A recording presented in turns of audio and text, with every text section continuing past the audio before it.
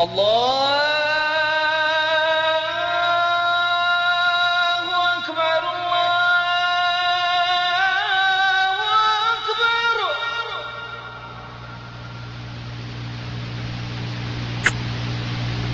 الله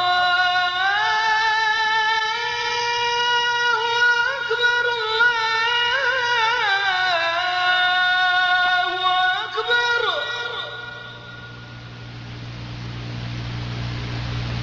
أشهد أن لا إله إلا الله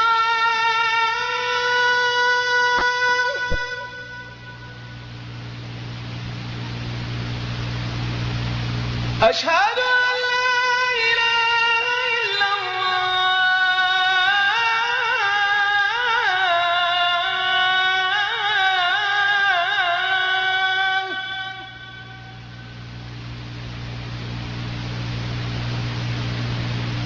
أشهد أن محمد رسول الله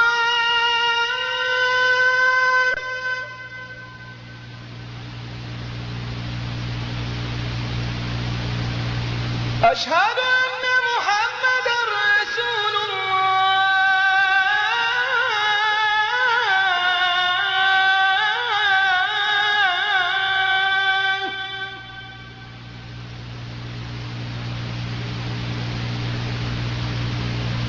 حي على الصلاة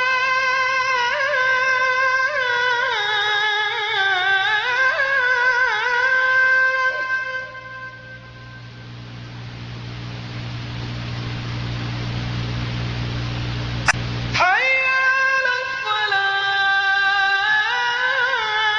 أعوذ بالله من الشيطان الرجيم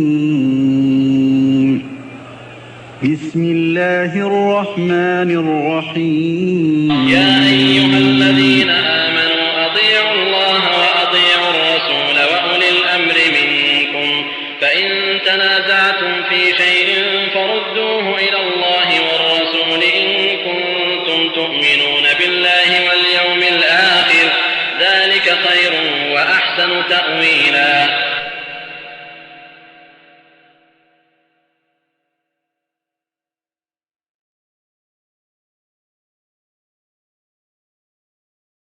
إن الحمد لله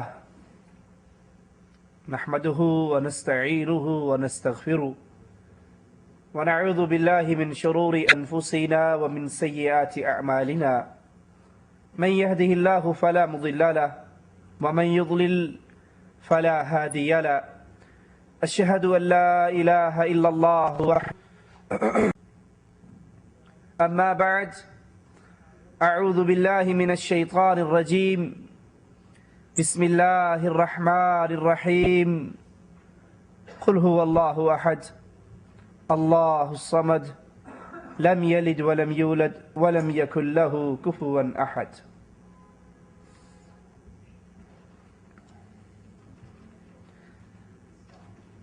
دین اسلام دین توحید ہے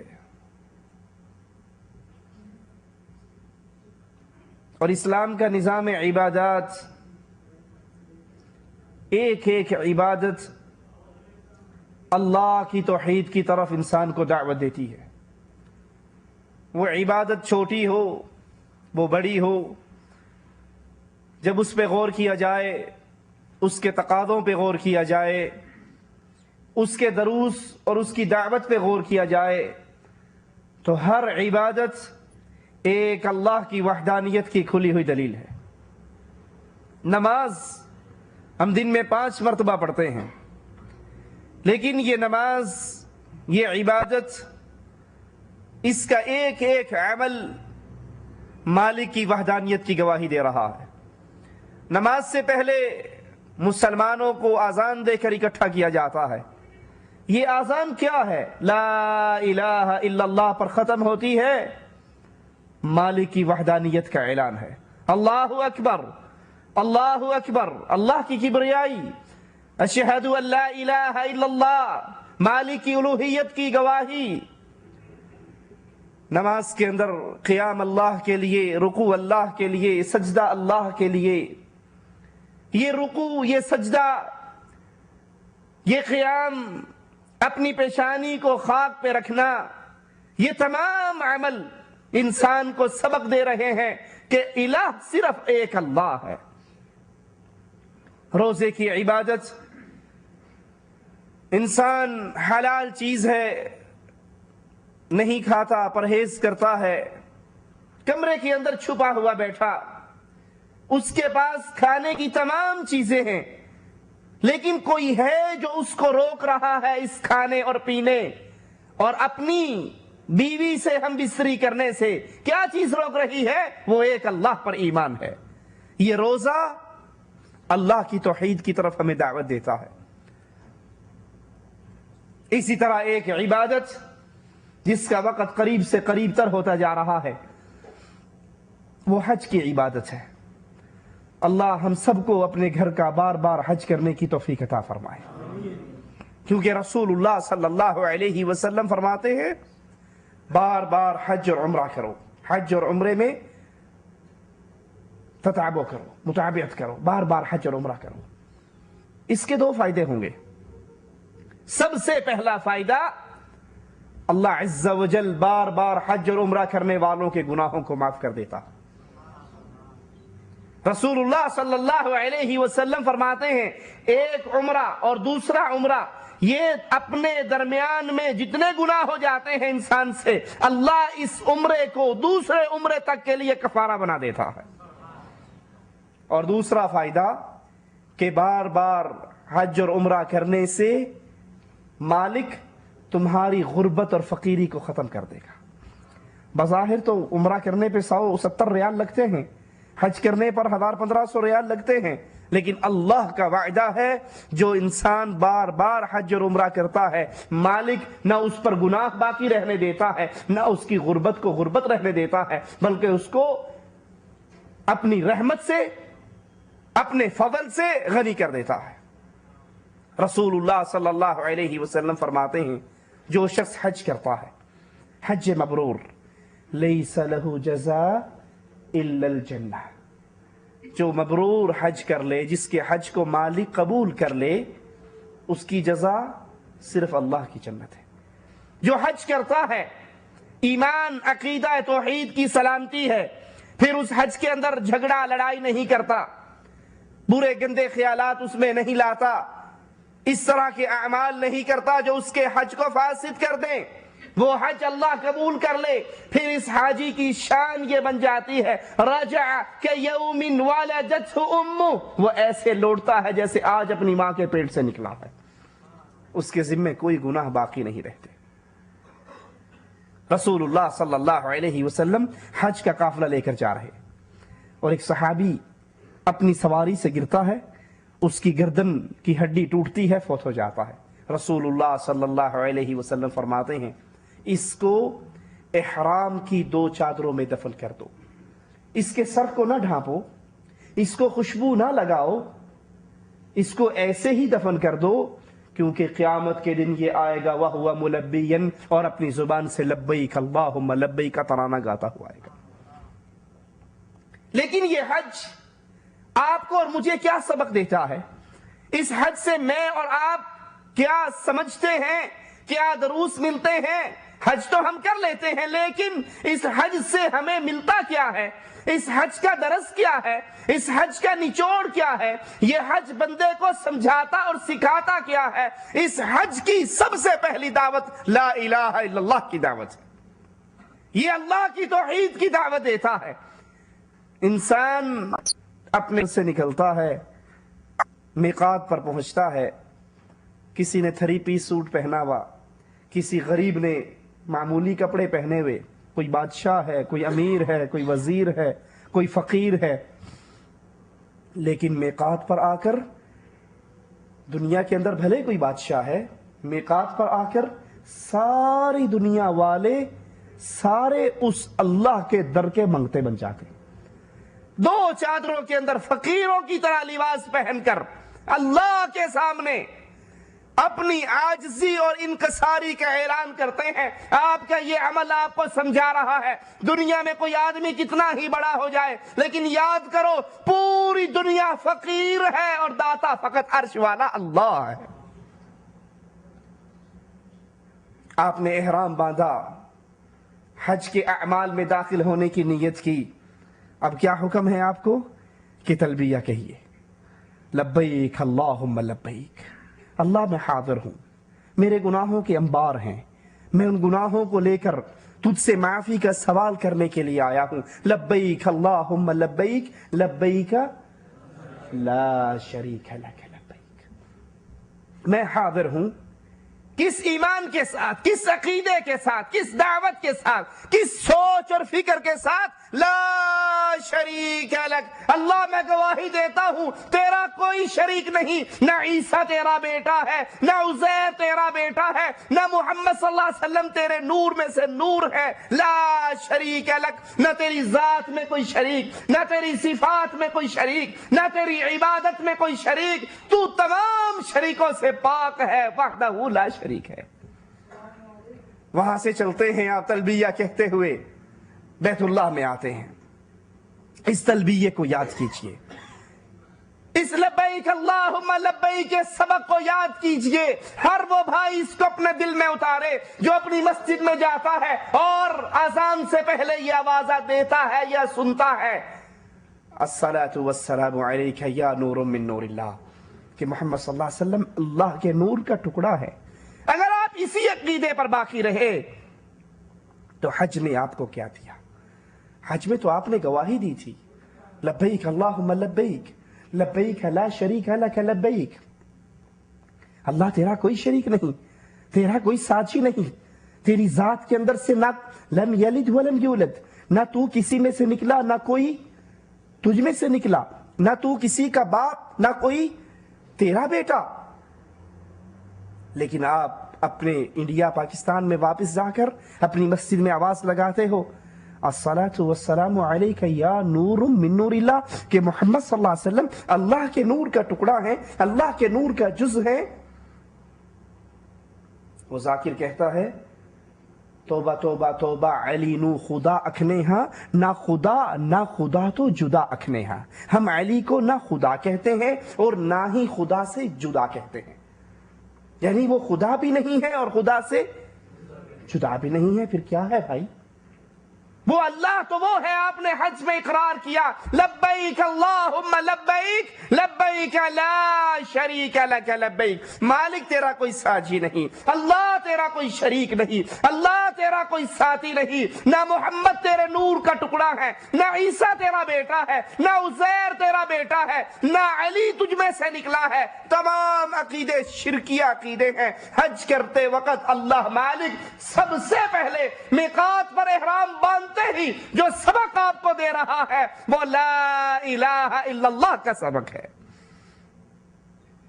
آپ بیت اللہ میں داخل ہوتے ہیں، آپ کا یہ سفر ثواب کی نیت سے، گناہوں کی معافیوں کی نیت سے بیت اللہ کا سفر ہے۔ یہ آپ کو کیا سبق دیتا ہے کہ رسول اللہ صلی اللہ علیہ وسلم نے فرمایا 3 جگہ کا سفر ثواب کے ارادے سے ہو سکتا ہے۔ وہ 3 جگہ کون سی ہیں یاد ہے آپ کو؟ ایک تو اجمیر شریف کا دربار، ایک لاہور میں حجویری صاحب کا، اور ایک ملتان میں شاہ شمس تبریز کا۔ ان 3 جگہ پہ ثواب کے لیے جا سکتے ہیں؟ نہیں، رسول اللہ صلی اللہ علیہ وسلم نے فرمایا 3 جگہ کے علاوہ ثواب کی نیت سے سفر کرنا حرام ہے، اور وہ 3 جگہ کون سی ہیں؟ بیت اللہ، بیت المقدس اور مسجد رسول علیہ الصلوۃ والسلام۔ آپ بیت اللہ کی طرف چل رہے ہیں، یہ آپ کو سبق دے رہا ہے، یہ آپ کو سمجھا رہا ہے جیسے تم اللہ کے گھر کے لیے، اللہ کے گھر کے حج کے لیے اور زیارت کے لیے، طواف کے لیے آ رہے ہو، ثواب کی امید ہے، گناہوں کی معافی کی امید ہے، رزق کا سوال ہے، بیماریوں سے شفا کا سوال ہے، مشکلات کے حل کرنے کا سوال ہے۔ اب اس طرح کی نیت لے کر، ثواب کی ارادہ لے کر کسی کے در پہ حاضری نہیں ہو سکتی۔ آپ بیت اللہ میں آئے، آپ نے بیت اللہ کا طواف کیا، حجر اسود کو چوما۔ یہ حجر اسود عمر ابن خطاب رضی اللہ عنہ وارضا جب اس کے سامنے آتے ہیں تو رک جاتے ہیں، کہتے ہیں جانتا ہوں تو ایک پتھر ہے، نہ تیرے ہاتھ میں نفع ہے نہ نقصان ہے، چومتا کیوں ہوں؟ اس لیے کہ میں نے اپنے آقا جناب محمد الرسول اللہ صلی اللہ علیہ وسلم کو چومتے ہوئے دیکھا۔ تیرے چومنے میں کوئی کمال نہیں ہے کہ تجھے چومنے سے کوئی نفع ہوگا، نقصان ہوگا، شفا ہوگی، اس لیے چوم رہا ہوں کہ یہ سنت محمد الرسول اللہ صلی اللہ علیہ وسلم۔ بیت اللہ کا طواف کیا۔ یہ بیت اللہ کا طواف آپ کو کیا سمجھاتا ہے؟ اس بیت اللہ کے طواف کا تقاضا کیا ہے؟ یہ بیت اللہ کا طواف آپ کو درس کیا دے رہا ہے؟ اے بیت اللہ کا طواف کرنے والے، جب تو نے حج کے اندر اللہ کے گھر کا طواف کیا، حجر اسود کو چوما، اب تیرے لیے سبق ہے کہ بیت اللہ کے علاوہ کسی اور جگہ کا طواف اللہ سے ثواب کی امید رکھتے ہوئے عبادت کے طور پہ نیکی کے ارادے سے نہیں کیا جا سکتا۔ بیت اللہ کا طواف آپ نے کیا، اور اب آپ جا کر کسی بابے کی قبر کا بھی طواف کر لے تو آپ کا یہ حج آپ کو فائدہ نہ دے گا۔ آپ نے حجر اسود کو چوما، اور حجر اسود کو چومنے کے بعد جب انڈیا گئے اجمیر والے بابا کے پاس، تو اس کے دربار کے شروع ہوتے ہی پہلے دہلیز کو چوم کر آگے بڑھے، تو اس حج نے آپ کو کیا سبق دیا؟ غور کیجئے۔ یہ چھوٹی چھوٹی باتیں ہیں، لیکن یہ ایمان اور عقیدے کا مسئلہ ہے۔ اگر اس پہ غور نہ کیا، ہو سکتا ہے یہ ہماری ساری عبادت ہمارے منہ پر مار دی جائے۔ بیت اللہ کا طواف کرنے کے بعد آپ زمزم پیتے ہیں، تبرک ہے نا، بوتلیں بھر بھر کے انڈیا پاکستان جاتی ہیں نا، اور یہ وہ پانی ہے کہ محمد الرسول اللہ صلی اللہ علیہ وسلم فرماتے ہیں ماء زمزم لما شرب لہ۔ زمزم پیتے ہوئے تم جو بھی اللہ سے مانگو گے اللہ تمہیں عطا کر دے گا۔ زمزم پیتے ہوئے تم جو دعا اللہ سے مانگو گے اللہ مالک تمہاری دعا کو قبول کر لے گا۔ اب آپ نے زمزم پیا اور اس کو بوتل بھر کے گھر بھی لے گئے، اور پھر جب انڈیا پاکستان میں کسی بابا جی کی قبر پر گئے تو وہاں سے بھی عرق گلاب کی بوتل بھر کے گھر لے آئے کہ بابا کے قبر کا عرق گلاب یہ دھون ہے، اس کے پینے سے سارے معاملہ ٹھیک ہو جائیں گے۔ تو اس حج نے آپ کو کیا دیا؟ اس حج سے آپ نے کیا سبق لیا؟ اس حج نے آپ کے اندر توڑ پھوڑ نہیں کی، انقلاب برپا نہیں کیا، آپ نے اس کو بطور عادت ادا کیا ہے، عبادت نہیں۔ اگر یہ بطور عبادت ادا کرتے تو ہر وہ عمل جو اب اللہ کی عبادت بن چکا ہے وہ کبھی غیر اللہ کے لیے ادا نہیں ہو سکتا۔ آپ نے حجر اسود کو چوما، بیت اللہ کا طواف کیا، زمزم کو پیا، صفا اور مروہ کے درمیان دوڑ لگائی، سعی کی، یہ تمام عبادت ہے۔ یہ اعمال آپ اور میں کرتے ہیں، اللہ ان اعمال کو قبول فرمائے۔ لیکن یاد کیجئے، صفا اور مروہ کے درمیان دوڑ لگانے والے مسلمان یہ دوڑ ہم کیوں لگا رہے ہیں؟ کہ اللہ کی ایک بندی اس جگہ پر دوڑی تھی اپنے بیٹے کے پیاس کا سامان کرنے کے لیے، اللہ کو اس کی ادا اتنی پسند آئی کہ رہتی دنیا تک اس کو دین بنا دیا۔ اور یہی عمل اگر ہم قبروں پہ جا کر کریں، بابا جی کی بیٹھک سے لے کر بابا جی کی قبر تک دوڑیں لگتی ہیں یا نہیں لگتی؟ پورا حج جو اللہ کی توحید کی ہمیں دعوت دیتا ہے، ہم نے اس پورے حج کے مقابلے پر، اس پورے حج کے طریقہ کار پر اپنے بزرگوں کی قبروں پر سارے وہی عمل کرنے شروع کر دیے۔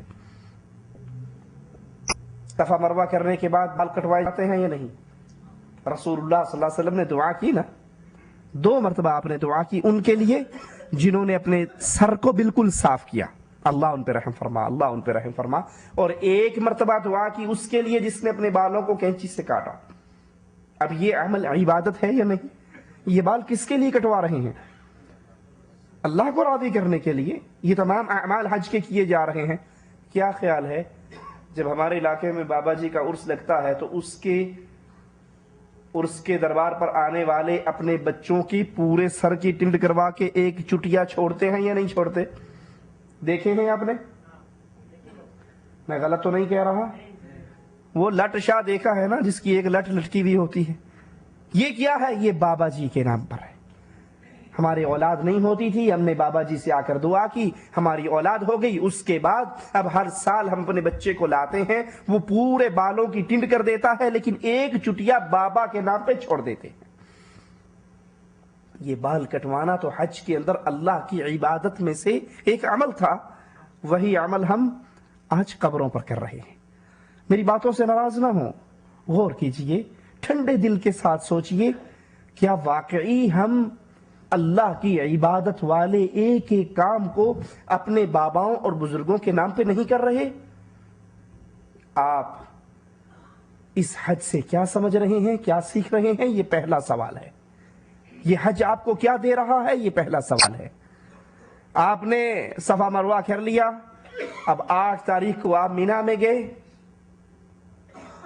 آپ نے نمازوں کو ان کے وقتوں پر ادا کیا لیکن قصر کر کے.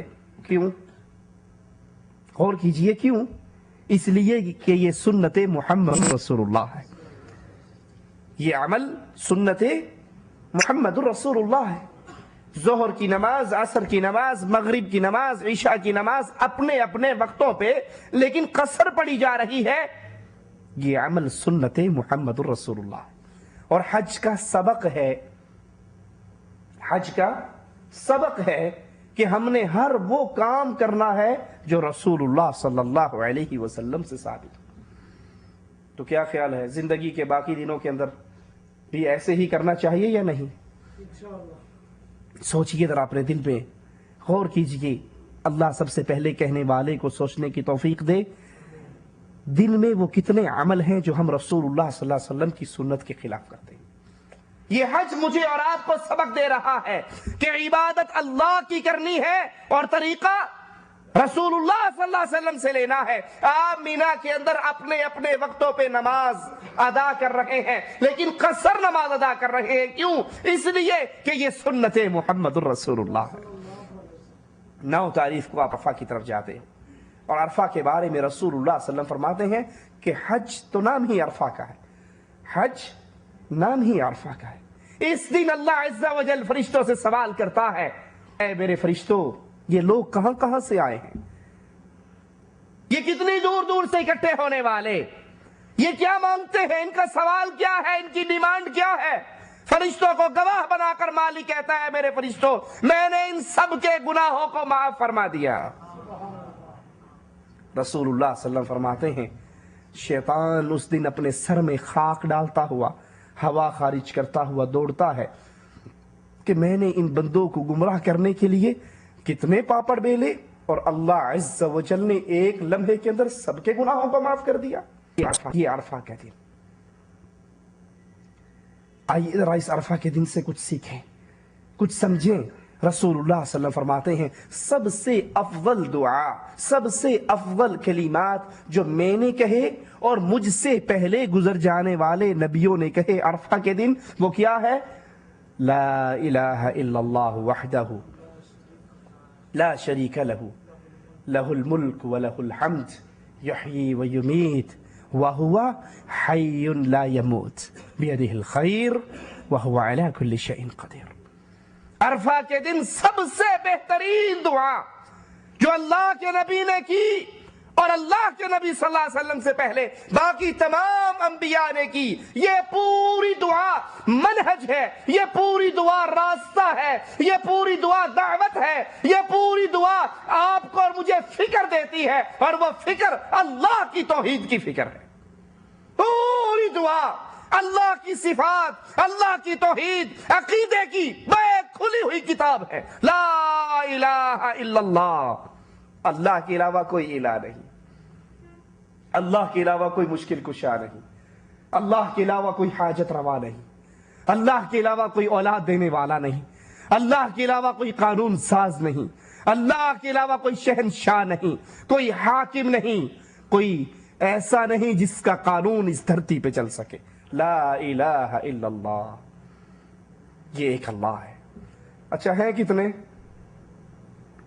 ایک طرف سے آواز آتی ہے لی خمسہ اطفی بہا حر الوبا مصطفیٰ مرتضیٰ وابنیہما والفاطمہ، ہمارے مشکل کشا پنج تن پاک ہیں، محمد صلی اللہ علیہ وسلم، علی، حسن، حسین، فاطمہ، یہ پنج تن پاک مل کر ہماری مشکل کشائی کرتے ہیں۔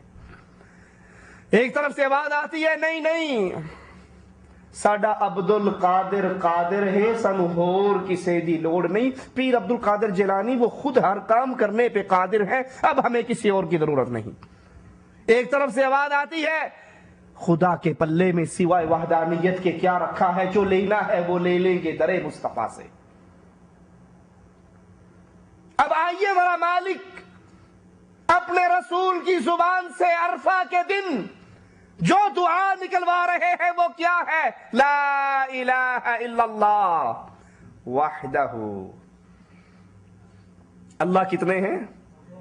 وحدہ، نہ عیسیٰ اس کا بیٹا، نہ عزیر اس کا بیٹا، نہ محمد صلی اللہ علیہ وسلم اس کے نور میں سے نور، نہ پنجتن پاک مشکل کشا، نہ علی مشکل کشا، نہ ولی مشکل کشا، نہ نبی مشکل کشا،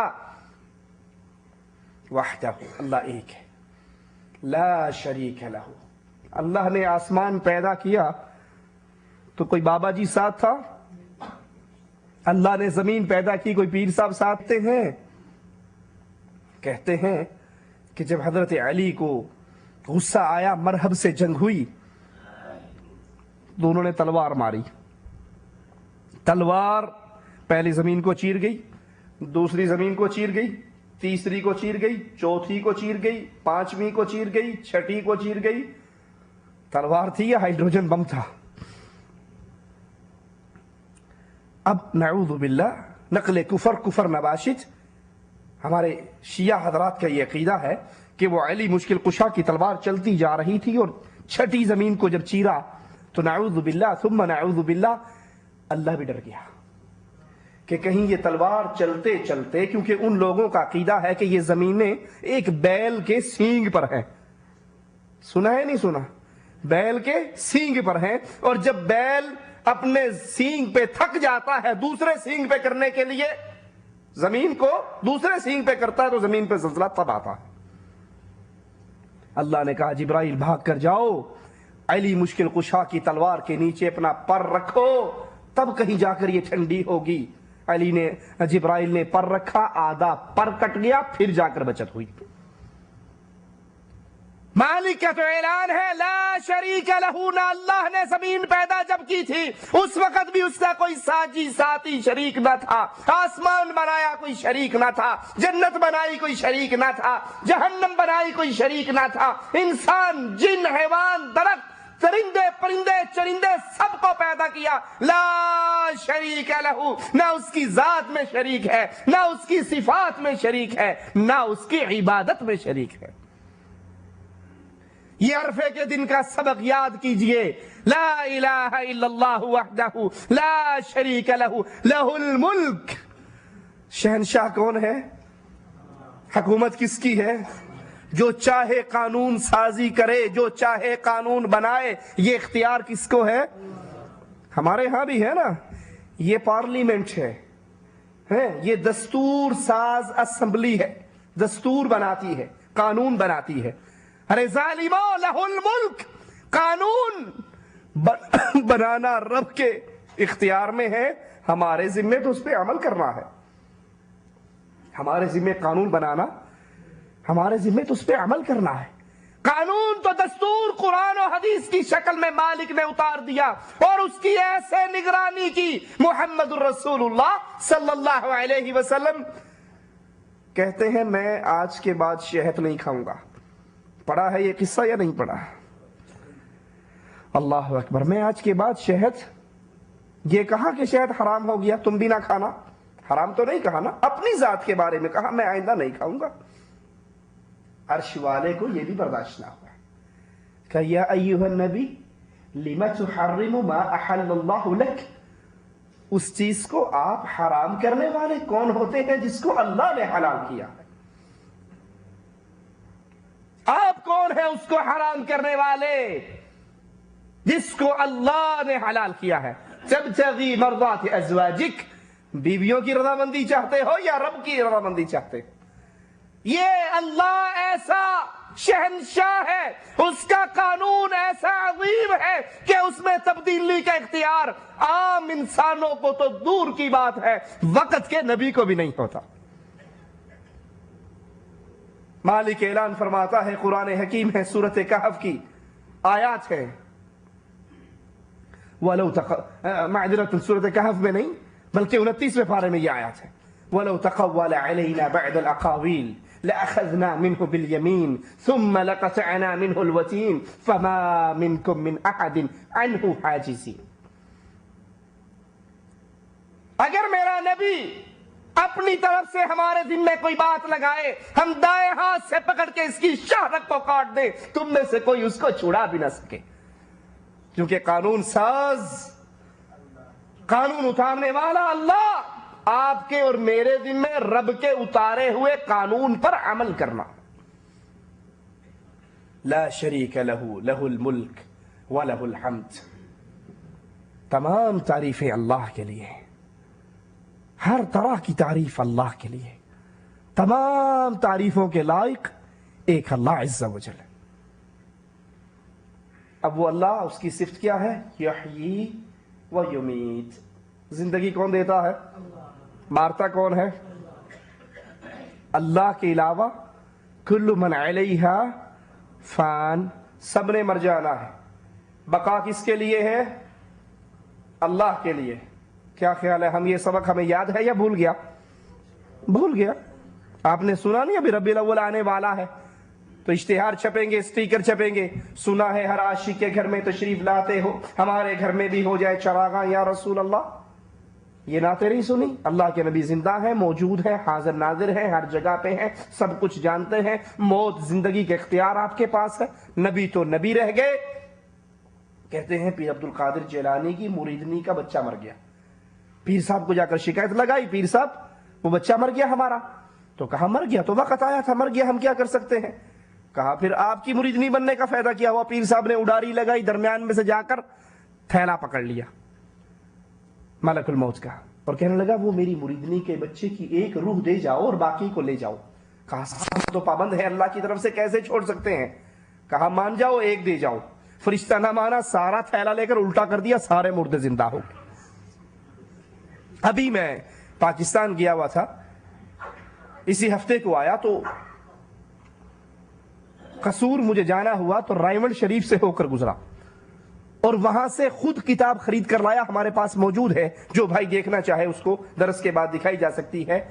پروفیسر نور احمد نور تبلیغی جماعت ملتان کے ڈویژن پوری کے امیر ہیں، انہوں نے کتاب لکھی ہے قبر کے بعد کی زندگی اور موت کے چند مناظر۔ پوری کتاب پڑھنے کے قابل ہے، صرف ایک چاول آپ کو دیکھ کر، ایک چاول دکھا کر آگے چلتا ہوں۔ کہتے ہیں طاہر ہیڈنگ لگائی ہے، سرخی ہے، طاہر شاہ صاحب کا مر کر دوبارہ زندہ ہونا۔ اچھا جی، یہ مر کر زندہ کیسے ہوئے؟ کہا میرے پاس آئے، علاج کے لیے آئے، اور مرنے سے پہلے ان کے ماں باپ کی روحیں ہمارے اس کمرے میں آئی اور کہنے لگی چلو بیٹا وقت ہو گیا چلیں۔ کہا اس کے بعد وہ مر گیا، ہم نے اس کو غسل دیا، نہلایا، دہلایا، کفنایا۔ اس کی لاش کو لے کر جا رہے تھے، ابھی قبرستان نہیں پہنچے تھے کہ وہ زندہ ہو گیا، چارپائی سے نیچے اترا اور خود چل کر ہمارے ساتھ گھر پہنچ گیا۔ جب گھر پہنچا تو ہم نے پوچھا صاحب یہ کیا ہوا؟ آپ تو مر گئے تھے، آپ کو تو ہم نے کفن دیا، غسل دیا، استنجا کروایا، نہلایا۔ کہا صاحب کیا بتائیں، جب ہماری روح پہلے آسمان پر پہنچی، مولانا احمد علی لاہوری سے ملاقات ہوئی، وہ کہنے لگے تم یہاں کیا کرنے آئے؟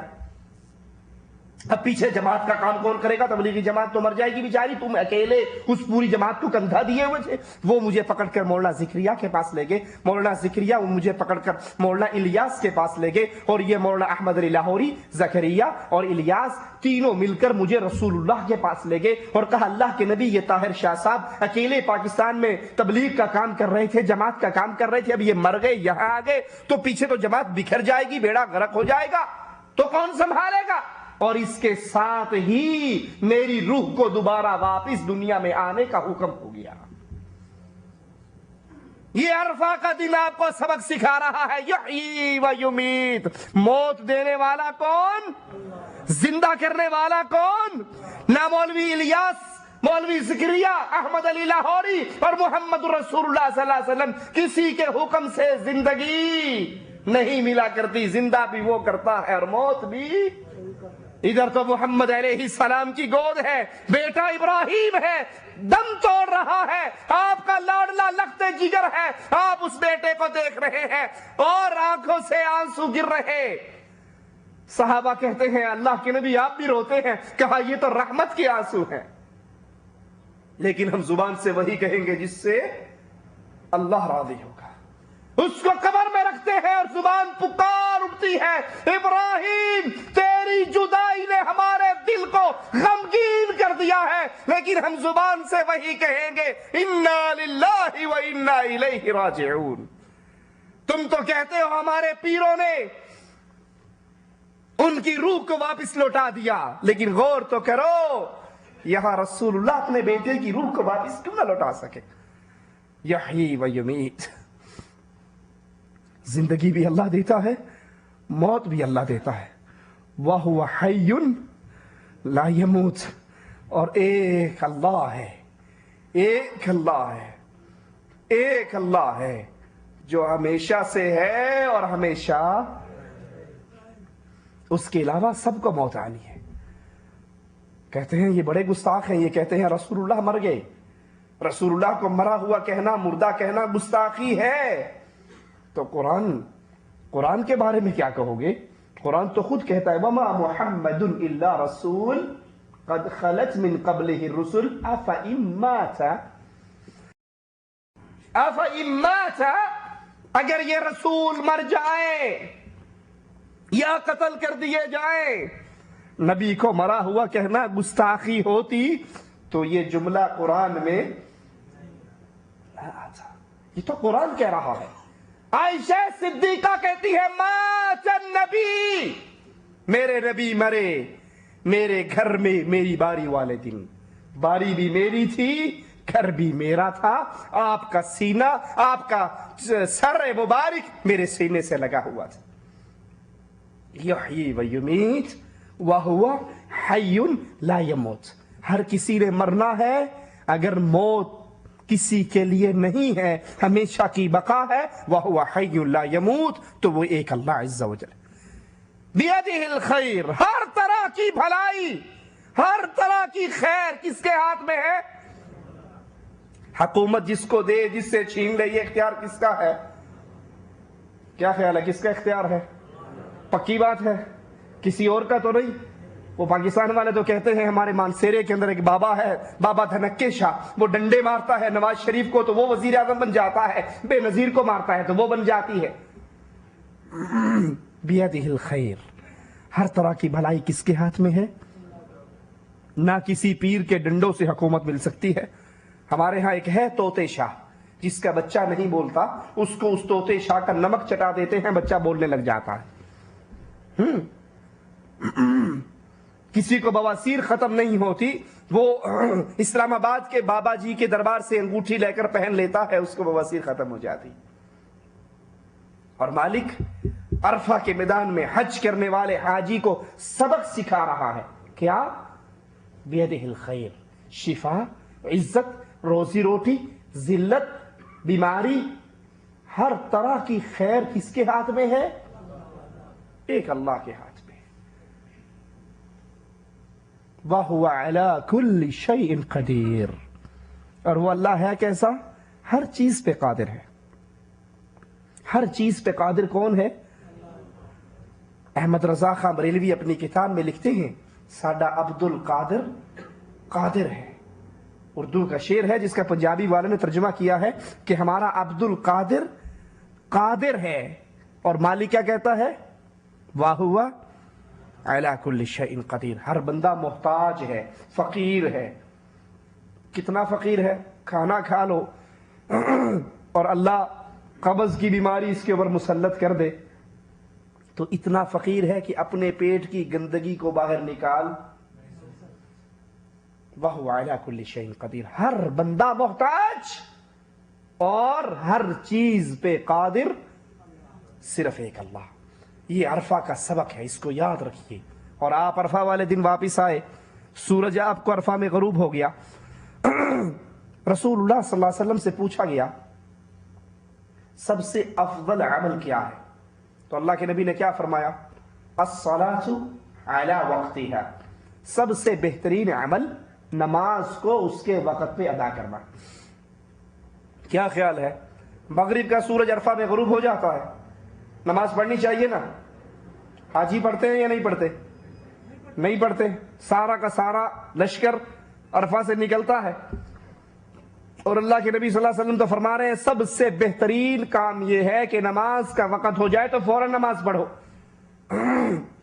تو یہ عرفہ آپ پر مجھے سبق کیا دے رہا ہے کہ دین وہ ہے جو محمد رسول اللہ کہہ رہے صلی اللہ علیہ وسلم۔ ٹھیک ہے، اللہ کے نبی نے فرمایا بہترین کام وقت پہ نماز پڑھنا، لیکن عرفہ کے دن رسول اللہ نے نماز، مغرب کی نماز عرفہ کے میدان میں نہیں پڑھی۔ اب یہاں پر نماز نہ پڑھنا دین ہے۔ نبی نماز پڑھے تو پڑھو، اور اگر نبی عرفہ میں مغرب کی نماز نہ پڑھے تو نہ پڑھو۔ یہاں سے آپ آئے، مزدلفہ میں پہنچے، مغرب اور عشاء آپ نے وہاں پر اکٹھی کی، ایک اذان 2 تکبیروں کے ساتھ، اور اسی طرح عرفہ کے اندر بھی آپ نے ظہر اور عصر اکٹھی کی، ایک اذان اور 2 تکبیروں کے ساتھ۔ کیوں؟ یہ سنت محمد رسول اللہ صلی اللہ علیہ وسلم ہے، آپ کا طریقہ کار یہی ہے۔ اب ہمارے لیے دین کیا ہے؟ وما آتاکم الرسول فخذوہ، جو رسول دے دے وہ لے لو۔ رات کو نماز پڑھنا، تہجد پڑھنا اچھا کام ہے نا، لیکن عرفہ کے بارے میں، مزدلفہ کے بارے میں کیا حکم ہے کہ مغرب عشاء پڑھ کے فوراً سو جاؤ۔ کیوں؟ کیونکہ رسول اللہ سو گئے تھے، رسول اللہ سو گئے تھے۔ جب نبی سو جائے تو سونا دین ہے، اور جب نبی جاگ کر نماز پڑھے تو نماز پڑھنا دین ہے۔ اسلام پورا کا پورا پابند ہے، بند ہے کس میں؟ قال اللہ وقال الرسول صلی اللہ علیہ وسلم۔ مالک یہ فرماتا ہے اور اس کا پریکٹیکل رسول اللہ صلی اللہ علیہ وسلم یوں ادا فرماتے ہیں۔ صبح ہوئی، مشعر حرام پہ آپ کھڑے ہوئے، اور کھڑے ہو کے آپ نے وہاں پر دعا مانگی۔ یہ مانگنا عبادت ہے۔ کیوں؟ کیونکہ سنت ہے رسول اللہ صلی اللہ علیہ وسلم کی۔ ہمارے ہاں بھی حج کے ایک ایک عمل کا مقابلہ ہوتا ہے نا، جس طرح مشعر حرام پہ کھڑے ہو کر ہم دعا مانگتے ہیں نا اللہ سے، اور لاہور والے سے پوچھو کہاں جا رہے ہو، کہا جی وہ کئی دنوں سے بیماری ہے، ٹل نہیں رہی، بابا حجویری صاحب کی قبر پہ دعا مانگنے کے لیے جا رہا۔ جس قبر کو پختہ کرنے کی اسلام میں اجازت نہیں، جس پہ مجاور بننے کی اسلام میں اجازت نہیں، جو مرکز ہے برائی اور بدماشی کا، درباروں پہ افیم، درباروں پہ چرس، درباروں پہ پاؤڈر، درباروں پہ زنا، درباروں پہ بچیوں کا اغوا ہونا ہے، یہ ساری بدکاری کہاں ہوتی ہے؟ درباروں پہ ہوتی ہے۔ یہ مرکز تو برائی کا مرکز ہے، وہاں پر آپ کی دعا کیسے قبول ہوگی؟ دعائیں قبول کروانی ہے تو اللہ کی مسجدوں میں آ کر اللہ کے سامنے گڑ گڑا کر رو کر سوال کرو، مالک دعا قبول کر لے گا۔ مشعر حرام پہ دعا کی، آپ واپس آئے، آپ نے، یہ 10 تاریخ کا دن ہے، اس 10 تاریخ کو آپ نے کئی کام کرنے ہیں۔ پہلے بڑے جمرے کو کنکریاں مارنی ہے، قربانی کرنی ہے، بال کٹوانے ہیں، طواف زیارہ کرنا ہے، طواف افاضہ بھی کہا جاتا ہے، وہ کرنا ہے، اور حج تمتع اور قران والا نے سعی بھی کرنی ہے۔ آپ کو یہ قربانی کیا سبق دے رہی ہے؟ حج کے اندر آپ جانور ذبح کر رہے ہیں، خون بہا رہے ہیں، کیا سبق دیتی ہے؟ کہ اے اللہ کے نام پر بیت اللہ میں ذبح کرنے والے، اب یہ خون غیر اللہ کے نام پہ ذبح۔ رسول اللہ صلی اللہ علیہ وسلم فرماتے ہیں لعن اللہ، یاد کیجئے گا اس حدیث کو، لعن اللہ من ذبح لغیر اللہ، جو اللہ عز و جل کے نام کے علاوہ کسی اور کے نام پہ ذبح کرتا ہے، اس پر اللہ کی لعنت برستی ہے۔ آپ حج پہ گئے، آپ نے بیت اللہ میں اللہ کے نام پر قربانی کو ذبح کیا، اور واپس آ کر کسی بابے کے نام پر 11ویں کی سبیل لگا دی یا محرم کی سبیل لگا دی یا سبیل حسین لگا دی یا پیر لال شہباز قلندر کے دربار پہ گئے اور آپ مرغا لے کر گئے، پیر ککڑ گھینتے پتر ڈے، مرغا لے لو بیٹا دے دو، وہاں پر آپ نے مرغے کی، بکرے کی، جانور کی نیاز دی، دودھ کی نیاز دی. دودھ بیچتے ہوئے پانی ڈال لیں گے لیکن 11ویں والے دودھ میں پانی. اللہ کا ڈر نہیں ہے، اللہ کا ڈر.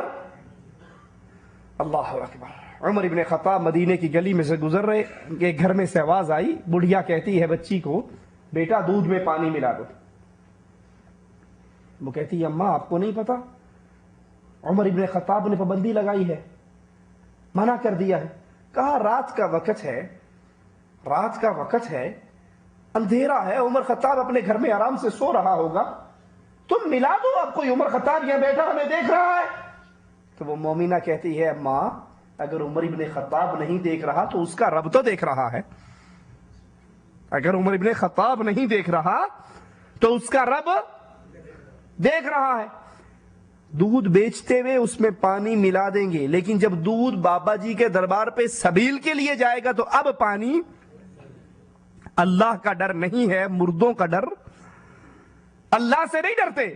او جی مولوی صاحب آپ تو باتیں عجیب کرتے ہیں، اگر ہم دودھ میں آج 11ویں والے دن پانی ملائیں یا آج کا دودھ ہم بیچ دیں تو پیر صاحب ہماری بھینس مار دیں گے. سنا یا نہیں سنا؟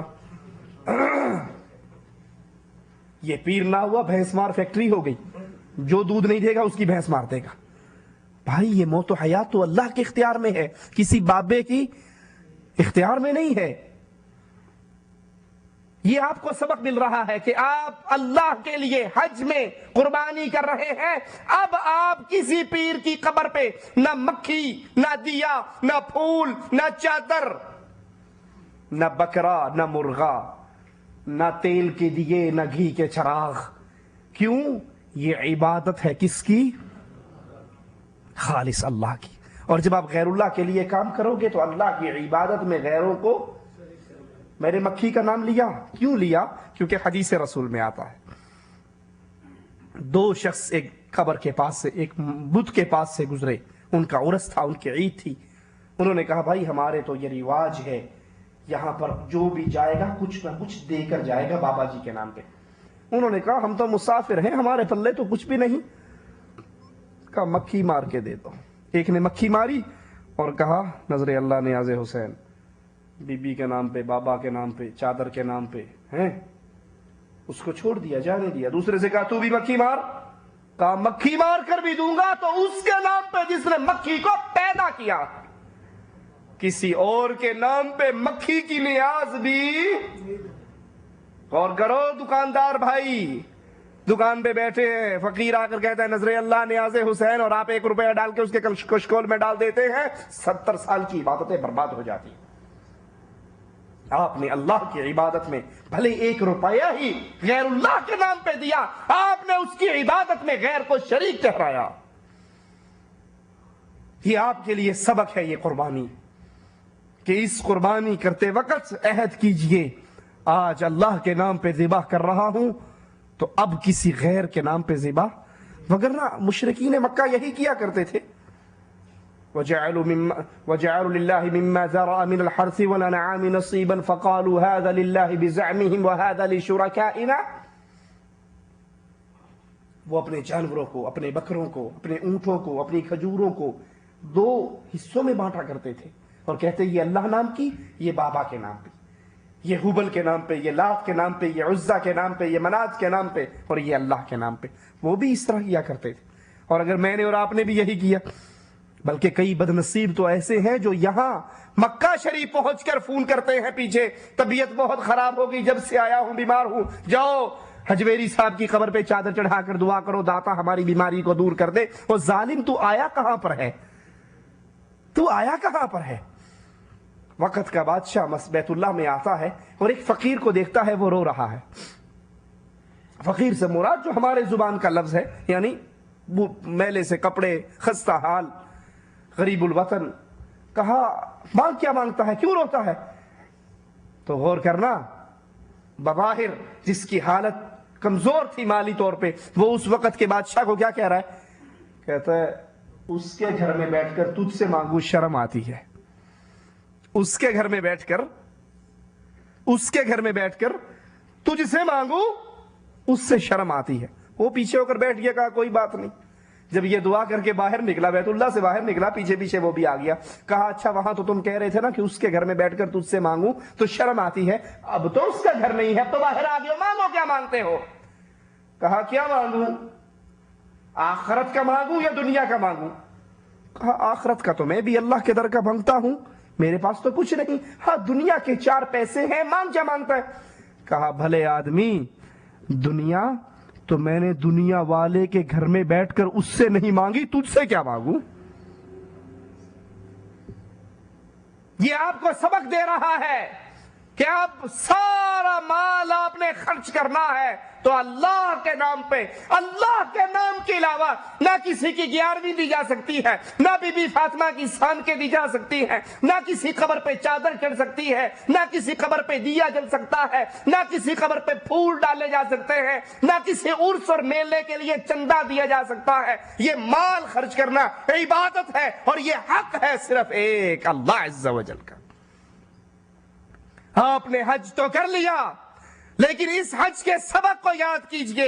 یہ حج آپ کو اور مجھے سمجھاتا کیا ہے کہ عبادت کا ہر طریقہ جو خالص اللہ کے لیے ہے, اب وہ غیر کے لیے عمل, اور ہم نے عبادت کے ایک ایک عمل کو غیر کے لیے خاص کر لیا.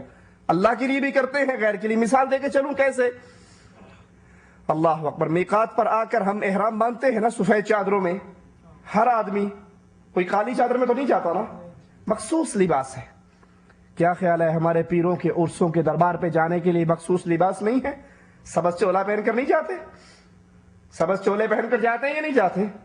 حج کے لیے سفید احرام ہے تو دربار کے لیے سبز چولا ہے. اچھا حج جب مرضی کر لے, کیا خیال ہے رمضان میں حج ہو جائے گا, شوال میں ہو جائے گا, محرم میں آج کل رش زیادہ ہے تو کیا خیال ہے محرم میں جا کر حج کر لیں؟ حج کے لیے مخصوص مہینہ ہے اور مخصوص دن ہے. تو کیا خیال ہے ہمارے پیروں کی قبروں کے عرسوں کے لیے مخصوص دن نہیں ہے؟ کیلنڈر چھپے ہوئے, جنتریاں چھپی ہوئی, آج فلاں کا عرس, آج دڑکی شاہ کا, آج لسوڑی شاہ کا, آج پسوڑی شاہ کا, آج کھوتے شاہ کا, آج بٹیرے شاہ کا, آج گھوڑے شاہ کا, آج تیتر شاہ کا, آج کاما والی سرکار کا, آج پیر اٹ شاہ کا, آج پیر چوپ شاہ کا. 360 دن ہے, 360 عرس ہے, بندہ جائے کہاں کا. حج کے لیے مخصوص دن ہے تو قبروں کی زیارتوں کے لیے مخصوص دن ہے. حج کے لیے مخصوص جملے ہیں نا, زبان سے ہم کہتے ہیں لبیک اللہم لبیک, تو بزرگوں کی قبروں کی زیارتوں کے لیے بھی مخصوص جملے ہیں. اگر اسلام آباد جا رہے ہیں تو پھر کیا کہیں گے؟ بری بری سرکار بری, میری کھوٹی قسمت کر دے ہری. اور اگر اجمیر جا رہے ہیں تو پھر کیا کہیں گے؟ خواجہ نہ دے گا تو پھر کون دے گا. اور اگر لاہور جا رہے ہیں, آئے ہیں منگتے تیرے در پہ داتا, آئے ہیں تیرے در پہ تو کچھ لے کر جائیں گے. جس طرح اللہ کے گھر کے لیے تلبیہ ہے, مخصوص جملے ہیں, ہم نے ہر قبر کے لیے مخصوص جملہ بنا رکھا. ادھر آتے ہیں بیت اللہ کے چکر لگائے جاتے ہیں, طواف ہوتا ہے تو ہم نے اپنے پیروں کی قبروں کا طواف ہے. بیت اللہ میں حجر اسود کو چومتے ہیں تو پیروں کی قبروں کی دہلیز اور پتھروں کو چومتے ہیں. بیت اللہ کا غلاف ہے تو پیروں کی قبروں کا غلاف ہے. بیت اللہ میں زمزم کا تبرک ہے تو پیروں کی قبروں کو, نواز شریف حجویری کی قبر کو 5 من عرق کے گلاب سے غسل دیتا ہے. اگر یہاں اللہ کے گھر کا غسل ہے تو وہاں پیر کی قبر کا غسل ہے. یہاں صفا مروہ کی سعی ہے تو وہاں بابے کی قبر سے لے کر بابے کی بیٹھک تک بھی دوڑ لگائی جاتی ہے. یہاں اللہ نام پہ قربانی ہوتی ہے, وہاں بابے کے عرس کے نام پہ, پیر کے نام پہ سبیل بھی لگتی ہے, قربانی بھی ہوتی ہے. حج کا ہر وہ کام جو خالص اللہ کی عبادت تھی, آج اس امت اسلام نے, اس امت نے اسلام کا نام لے کر, محبت کا نام لے کر, اولیاء کے پیار کا نام لے کے, ہر وہ عمل جو خالص اللہ کی عبادت تھی, آج وہ قبر والوں کی عبادت کے طور پہ کرنا شروع کر دیا. اللہ سے ڈر جائیے, اللہ کی توحید کو سمجھیے. میری باتیں بڑی کڑوی, کئی بھائیوں کو غصہ آیا ہوگا, لیکن یاد کرو شوگر کے مریض کو چینی کھلاؤ گے تو جلدی مرے گا, اور نیم کی کڑی میں گولی دو گے تو اللہ سے امید ہے اس کو شفا ہو جائے گی.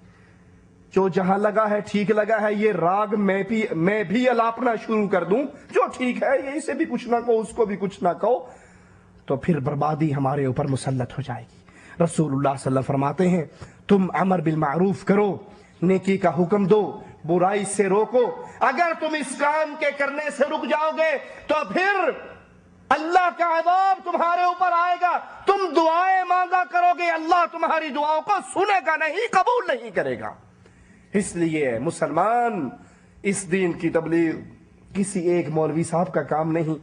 رسول اللہ صلی اللہ علیہ وسلم نے فرمایا بلغوا عنی ولو آیہ، آپ کو ایک مسئلہ سمجھ آ گیا، قرآن کی ایک آیت سمجھ آ گئی، اس کو لیجئے اور پھر اس دعوت کو لے کر ایک ایک جگہ پر جہاں تک آپ کی آواز پہنچتی ہے اس کو لے جائیے، اس دعوت کو پہنچائیے۔ یاد رکھیے رسول اللہ صلی اللہ علیہ وسلم نے حضرت علی کو خیبر کے موقع پر کہا تھا، علی اگر تمہاری دعوت سے، تمہاری محنت سے ایک آدمی توحید کے راستے پر آ گیا، ایمان اور اسلام کو قبول کر لیا، تمہارے لیے سرخ اونٹوں سے زیادہ قیمتی ہے۔ یہ بات صرف حضرت علی تک ختم نہیں ہوگی، یہ بات آپ کے لیے اور میرے لیے بھی ہے۔ اگر آپ کی محنت سے کسی ایک آدمی نے قبر پہ سجدہ کرنے کی بجائے اس سے توبہ کر کے خالص اللہ کے سامنے جھک گیا، خالص اللہ کی توحید کو مان لیا، تو ہو سکتا ہے یہی ایک آدمی قیامت کے دن یہی نیکی آپ کے اور میرے جنت میں جانے کا سبب بن جائے۔ اقول قولی ھذا واستغفر اللہ لی ولکم ولسائر المسلمین فاستغفروہ انہ هو الغفور الرحیم۔ حج کے بارے میں ہماری ایک کیسٹ ہے جو نیچے آپ جب سیڑھیوں سے اتریں گے تو وہاں سے وہ کیسٹ لیتے جائیں، ہر ساتھی یہ کیسٹ لے لے، اس کو سنیں اور پھر آگے سنا دے، آگے پہنچا دے۔ سوال ہے انڈیا والے عرفات کا روزہ کب رکھیں گے؟ جس دن عرفہ میں وقوف ہوگا اسی دن روزہ رکھا جائے گا۔ مثلا آپ اور میں عرفہ کے اندر موجود ہیں اور ہمارے کوئی ساتھی ریاض میں رہ گئے، حج کے لیے نہیں آئے، تو یہ کس دن روزہ رکھیں گے؟ جس دن ہم عرفہ میں ہوں گے۔ اسی طرح انڈیا والے ہوں، پاکستان والے ہوں، پوری دنیا والے ہوں، کیونکہ یہاں عرفہ کے روزے کے بارے میں عرفہ کے قیام کا دن آیا ہے، 9 ذی الحجہ نہیں آیا کہ 9 ذی الحجہ کو۔ جس دن حاجی عرفہ میں ہوں، اب حاجیوں نے روزہ نہیں رکھنا، لیکن غیر حاجی جو عرفہ میں نہیں ہے، غیر حاجی ہیں، ان کے لیے روزہ رکھیں گے کس دن؟ جس دن حاجی عرفہ میں اکٹھے ہوں گے۔ اور رسول اللہ صلی اللہ علیہ وسلم فرماتے ہیں کہ یہ ایک روزہ اللہ کی رحمت سے امید ہے، فرماتے ہیں 2 سالوں کے گناہوں کا کفارہ بن جاتا ہے، 1 سال گزر جانے والا اور 1 سال آنے والا۔ آدمی مل کے ایک قربانی دے سکتے ہیں، ہاں جی ایک قربانی دی جا سکتی ہے ان کی طرف سے جن کا ذریعہ معاش ایک ہے، ایک ہنڈیا سے کھانا کھا رہے ہیں۔ مثلا ایک گھر ہے، اس میں باپ بھی ہے، اولاد بھی ہے، بچے بھی ہیں، باپ کما رہا ہے اور سارے اس ہنڈیا میں سے کھانا کھا رہے ہیں، تو اب یہ سب کی طرف سے ایک قربانی ہو جائے گی۔ ہاں اگر ہر بندہ اپنا کما رہا ہے، یہ بھی ملازم ہے، یہ بھی ملازم ہے، وہ بھی ملازم ہے، ہر کسی کی ہنڈیا الگ الگ ہے، اس کا انکم، سورس آف انکم الگ الگ ہے، تو پھر بہتر ہے کہ ہر بندہ اپنی اپنی استطاعت کے مطابق قربانی دے۔ گائے کے اندر 7 حصہ دار بن سکتے ہیں، اونٹ ہے اس میں حصہ دار بن سکتے ہیں، اور جانور جو ہے بھیڑ اور بکری ہے، دمبا ہے، اس کے لیے 2 دانتوں والا ہونا شرط ہے۔ بکرا ہے، بکری ہے تو 2 دانت لازم ہے، اس سے کم کا۔ کچھ لوگ کہتے ہیں جی ہمارا گھر کا پالا ہوا ہے اور یہ اتنے سال کا ہو گیا ہے، نہیں، اس کے 2 دانت ہیں تو شرط ہے۔ ہاں اگر آپ کو ایسا نہیں ملتا تو پھر یعنی شارٹیج ہو گئی، پھر بھیڑ، دمبا، لیلا جسے ہماری زبان میں کہا جاتا ہے، وہ بکرا بکری نہیں، اس کے علاوہ جو نسل ہے وہ موٹا تازہ ہو، تکڑا ہو، اور اگر وہ 2 دانت والا نہیں بھی ہے تب بھی اس کی قربانی ہو جاتی ہے۔ یہاں ایک مسئلہ اور ہے کہ جس نے قربانی کرنی ہے جب چاند نظر آ جائے تو پھر وہ کیا کیا کام نہ کرے جی؟ ناخن نہ کاٹے، بال نہ تراشے۔ کب؟ جب چاند نظر آ جائے۔ اچھا ماشاءاللہ، یہ حدیث سب کو پتا ہے نا؟ کوئی ہے جس کو نہ پتا ہو؟ سب کو پتا ہے۔ اب جب عید کی نماز ہو جاتی ہے، ہاں کیا خیال ہے؟ سب سے پہلے پھر اس پہ چھرا چلتا ہے یا نہیں چلتا؟ داڑھی آج کل شیو کریں گے، جو ہی چاند نظر آ جائے گا، اب جو ڈیلی اس کو چھیلتا ہے، اس بیچاری کی پٹائی کرتا ہے اور اس کو رسول پاک کی سنت کو گٹر کی گندگی میں پھینکتا ہے، وہ بھی چھوڑ دیتا ہے، وہ بھی شیو نہیں کرتا۔ آپ دیکھو گے کئی لوگوں کی شیو بڑھ جائے گی، آپ پوچھو بھائی یہ کیا ہوا، آپ داڑھی رکھ لی، آپ نے توبہ کر لی؟ کہ نہیں مولانا صاحب یہ صرف 10 دن کے لیے۔ کیوں؟ مولوی ہو کر مجھ سے پوچھتے کیوں؟ آپ کو نہیں پتا اللہ کے نبی کی حدیث ہے جس نے قربانی کرنی ہو چاند نکل آنے کے بعد وہ ناخن نہ کاٹے، بال نہ تراشے۔ کس کی حدیث ہے؟ رسول اللہ صلی اللہ علیہ وسلم۔ ماشاء اللہ مبارک ہو، آپ کو اپنی نبی سے اتنا پیار ہے، اتنی محبت ہے، حدیث سنی اور آپ نے شیو کرنے سے ہاتھ روک لیا کہ چاند نظر آ گیا 10 دن شیو نہیں کرنی۔ اچھا کوئی حدیث ہے کسی نے سنی ہو، کوئی ضعیف ہو، کوئی کچھ بھی کسی قسم کی ہو، کسی کوالٹی کی ہو کہ عید کی نماز پڑھتے اس کو شیو کر دو؟ سنی آپ نے کہیں یہ حدیث؟ لیکن دیکھا ہے جو 10 دن شیو نہیں کرتے وہ عید کی نماز پڑھتے اس کو شیو کرتے ہیں یا نہیں کرتے؟ کرتے ہیں۔ تو یہ 10 دن کے لیے آپ نے کیوں چھوڑی؟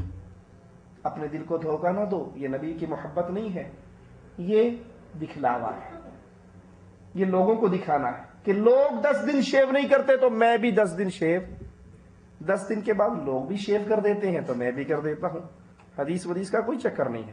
اگر حدیث کا چکر ہو، آپ محبت رسول میں کوئی انسان یہ عمل کرے تو جس کو نبی کی حدیث 10 دن نظر آ رہی ہے تو سال کے باقی دنوں میں اس کی آنکھوں میں پردہ پڑ گیا۔ اللہ کے نبی نے فرمایا وَاعْفُوا اللِّحَىٰ، اپنی داڑھیوں کو معاف کر دو، اپنی داڑھیوں کو چھوڑ دو، ان کو لٹکاؤ، وَفِّرُوا اللُّحَىٰ، ان کو زیادہ کرو، ٹھیک ہے؟ تو 10 دن کے لیے داڑھی شیو چھوڑنا، اس کا آپ کو اجر و ثواب واللہ اعلم ہمارے علم کے مطابق اس لیے نہیں ملے گا کہ یہ اتباع رسول نہیں۔ اتباع رسول یہ ہے کہ آپ اپنی داڑھی کو مستقل شیو کرنا چھوڑ دیں۔ بھائی یہ تو ہندی کے اندر لکھا ہوا ہے، تو مجھے تو ہندی سمجھ نہیں آتی، کسی بھائی کا جس نے لکھا ہے وہ کھڑے ہو کر سوال کر لیں، ہم اس سے جواب دے دیں گے۔ ویسے ہمیں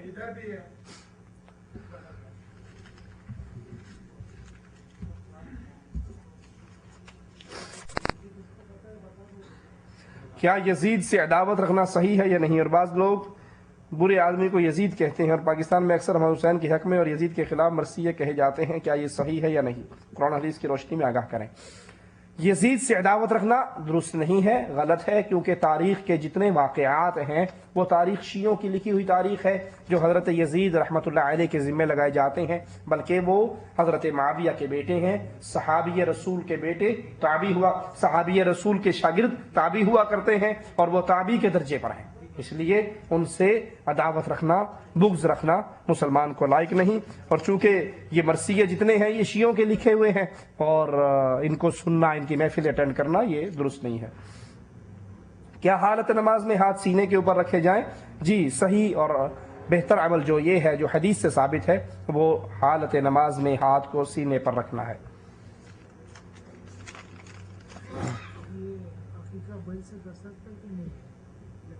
حقیقت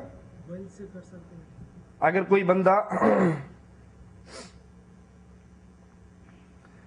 بندہ کسی عورت سے بدکاری کا مرتکب ہوتا ہے، کیا پھر اسی عورت سے اس بندے کا نکاح ہو سکتا ہے؟ بہتر یہی ہے کہ وہی اس سے نکاح کر لے، تاکہ اس کا کہیں اور ہوگا تو اس کو جب پتہ لگ جائے گا کہ اس کا یہ معاملہ تھا تو پھر ان کے اندر افتراق اور اختلاف کی چانس زیادہ ہیں۔ تو جس نے یہ بدکاری کی ہے وہ اللہ سے معافی مانگے، توبہ کرے اور پھر اس پہ نکاح کر لے۔ کیا پاکستان میں تبلیغ کا جو طریقہ رائج ہے، یعنی 3 دن لگانا، چیلا لگانا، 4 مہینے لگانا، سال لگانا، پھر پوری عمر لگانا، اس کا اہتمام کرنا، کیا یہ صحیح ہے؟ یہ قرآن و حدیث کی روشنی میں بدعت ہے۔ رسول اللہ صلی اللہ علیہ وسلم نے فرمایا من عمل عملا لیس علیہ امرنا فہو رد، جس نے دین میں کوئی ایسا کام کیا جو رسول اللہ صلی اللہ علیہ وسلم سے ثابت نہیں وہ عمل بدعت ہے، بدعت گمراہی ہے اور گمراہی جہنم میں لے جاتی ہے۔ تو اللہ کے نبی صلی اللہ علیہ وسلم سے 3 دن لگانا، چیلا لگانا، 4 مہینے لگانا، سال لگانا، یہ قرآن و حدیث سے ثابت کوئی ایک واقعہ بھی ایسا نہیں ملتا کہ اللہ کے نبی صلی اللہ علیہ وسلم کے دور میں مدینے والے صحابہ مکے آ رہے ہوں اور مکے والے مدینے جا رہے ہوں، طائف والے جدہ آ رہے ہوں، جدہ والے طائف جا رہے ہوں، مختلف بستیوں میں یوں قافلے، وہاں والے وہاں، وہاں والے وہاں۔ آپ نے جب بھی کسی کو بھیجا ہے تو مستقل بھیجا ہے۔ حضرت معاذ کو بھیجا تو مستقل بھیجا یمن میں کہ جاؤ معاذ یمن میں رہو، وہاں رہ کر ان میں تبلیغ کرو، اور کہا ہو سکتا ہے تو جب آئے تو تیری میری ملاقات نہ ہو بلکہ تو میری قبر کے پاس سے گزرے۔ تو یہ کار سنت کے خلاف ہے، نمبر ایک۔ نمبر دو، اس تبلیغ میں جو کتابیں پڑھائی جاتی ہیں فضائل اعمال اور فضائل صدقات، ان پہ الگ ہماری پوری کیسٹیں موجود ہیں، وہ تمام کتابیں شرک اور بدعت سے بھری ہوئی ہیں، ان کو پڑھنا درست نہیں ہے۔ سوالات زیادہ ہیں، انشاءاللہ ان کا جواب اگلی دفعہ دیں گے۔ سبحانک اللہم و بحمدک، اشہد ان لا الہ الا انت، استغفرک و اتوب الیک۔